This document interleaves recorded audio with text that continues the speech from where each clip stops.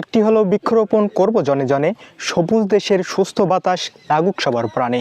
এই বৃক্ষরোপণের সিজনে যারা গাছ লাগায় না, এই গ্রীষ্মে কিন্তু আসলে তাদের আহাজারিটা মানায় না। তারই উদ্যোগে এই মহান উদ্যোগটি নিয়েছে মাধবপুর যুব সমাজ কর্তৃক আয়োজিত, এবং আজকে আমাদের স্পন্সর করছেন আমাদের শ্রদ্ধেয় বড় ভাই রাসেল আহমেদ রিপন। গাছের সার্বিক ব্যয় বহন করছেন তিনি, তাকে আন্তরিক ধন্যবাদ। সেই সাথে সাথে কিন্তু আমাদের মাধবপুর যুব সমাজ তারা কিন্তু আমার পিছনে যদি আপনারা খেয়াল করেন গাছ বৃক্ষরোপণ করছে। আসলে চলুন সেটাই দেখি।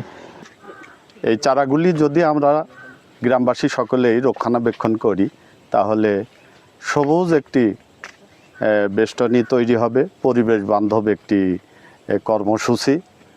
রসুল সাল্লাল্লাহু সাল্লাম বলেছেন যে তুমি যদি দেখো যে কোথাও কিয়ামত হচ্ছে, তারপরেও তোমার হাতে যদি একটি গাছের চারা থাকে সেটা রোপণ করো, যেহেতু এটা সদগায়ে জারিয়া হিসাবে আল্লাহর দরবারে কবুল হবে।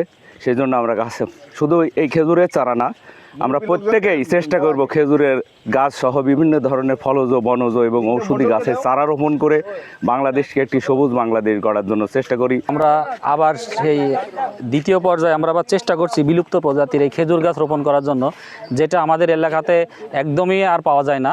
যে খেজুর গাছ আমাদের জন্য খুবই উপকারী। খেজুর গাছের পাতা দিয়ে আমাদের ব্যবহার্য জিনিস তৈরি করা যায়। খেজুরের রস আমাদের মানুষের পুষ্টিকর খাবার। খেজুর একটা পুষ্টিকর খাবার, যেটা আমরা প্রতিনিয়ত আমাদের শরীরকে সতেজ রাখে।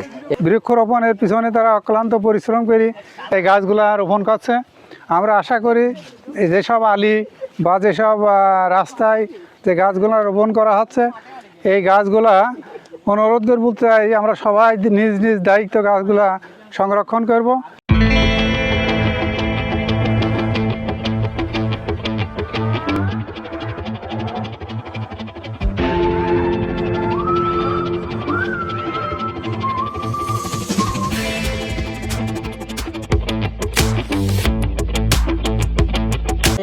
আমার চাচাকে পেয়ে গেলাম। 150 মাধবপুর যুব সমাজ কিন্তু বৃক্ষরোপণ করছে, আপনি দেখলেন। এই বিষয়ে আপনি কি বলতে চাচ্ছেন?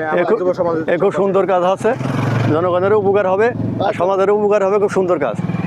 আপনার নিজেরও জমি থাকতে পারে রাস্তা পাই যায়, সেই ক্ষেত্রে আমরা অনেক সময় দেখি যে তারা হিংসামূলকভাবে গাছগুলো উঠাই ফেলে দেয়। সেক্ষেত্রে তাদেরকে কি বলবেন এবং ওটাকে কি মনে করবেন? ওটা আছে অন্যায়, ওটা আছে অন্যায়, যেটা ওইটা হিংসামু করবে, এটা আছে অন্যায়।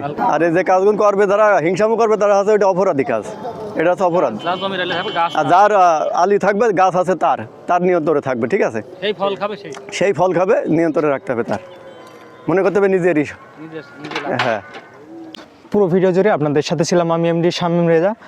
এখন কিন্তু মাগরিবের আজান হচ্ছে অলরেডি, আর আমার পিছনে যদি আপনারা লক্ষ্য করেন আপনারা দেখবেন বৃক্ষরোপণ যে কর্মসূচি সেটি কিন্তু পিছনে অলরেডি চলছে। আমার হুমায়ুন মামা কিন্তু পানি আনতে যাচ্ছে।